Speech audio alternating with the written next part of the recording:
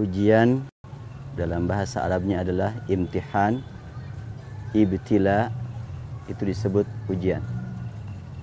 Musibah juga bahasa Arab, diambil dari kata kerja asaba yusibu, itu sampai atau menimpa atau tepat sasaran, itu musibah. Di dalam Al-Quran kata ujian ada yang menggunakan kata al-bala, liyabluwakum alladzi khalaqal mauta wal hayata liyabluwakum ayyukum ahsanu amala. Berarti kalau begitu ujian itu ada umum, meliputi ujian yang pahit dan ujian yang manis. Jangan dianggap kalau orang kaya raya, sehat terus, jabatannya tinggi, itu bukan sedang diuji. Oh, diuji juga sama.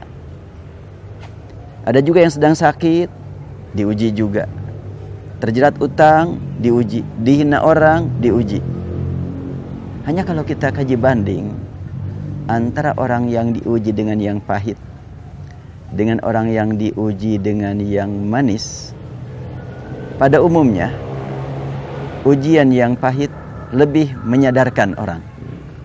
Ujian yang manis banyak membuat orang lalai. Sama-sama ujian.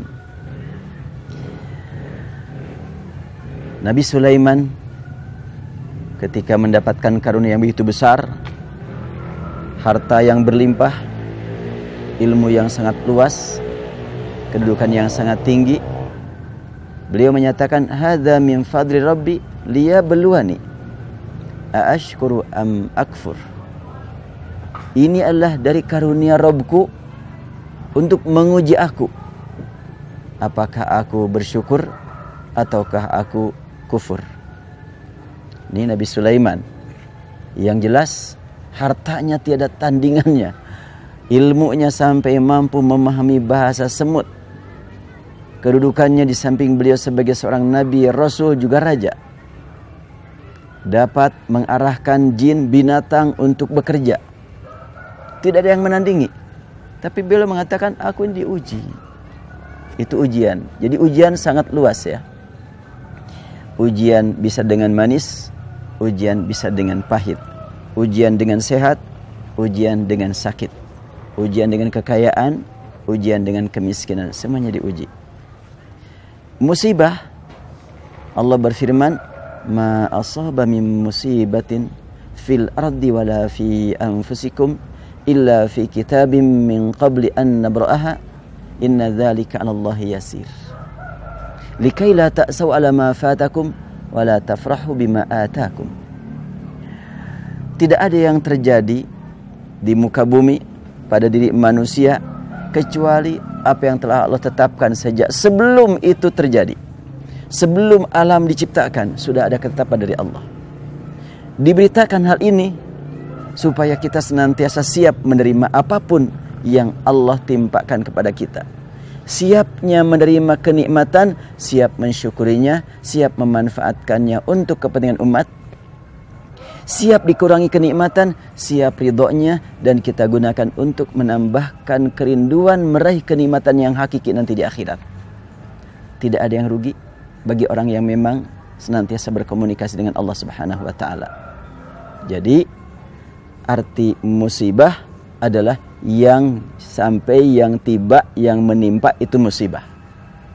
Arti ujian adalah tentunya untuk meningkatkan amal apabila kita mampu menghadapinya dan menjatuhkan kehidupan kita manakala kita lalai terhadap ujian tersebut.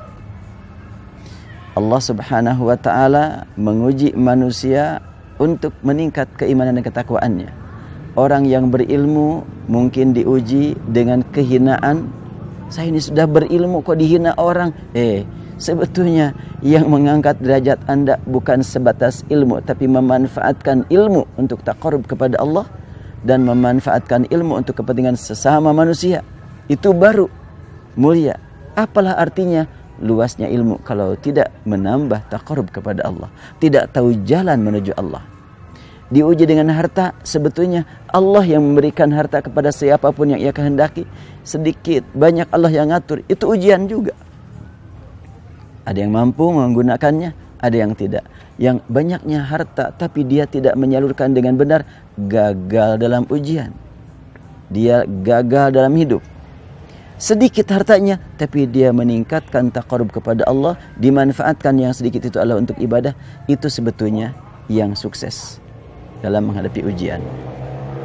Kita perhatikan firman Allah, Alladzi khalaqal mauta wal hayata liyabluwakum ayyukum ahsanu amala.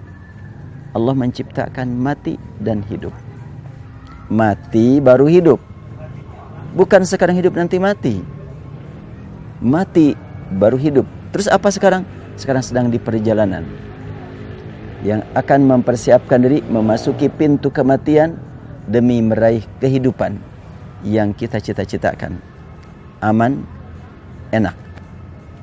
Kan yang kita perjuangkan cuma dua ya, ingin enak dan ingin aman.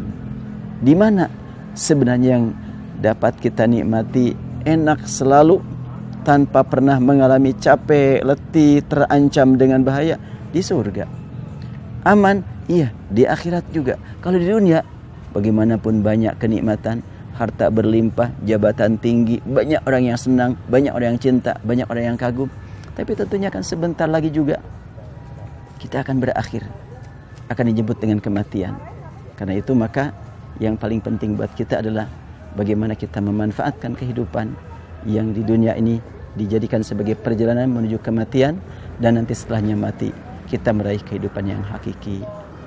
Mudah-mudahanlah kita semuanya dipertemukan oleh Allah nanti di akhirat dalam keadaan mendapatkan ridha Allah, rahmat Allah dan ampunan Allah. Alhamdulillahirabbil alamin. Assalamualaikum warahmatullahi wabarakatuh.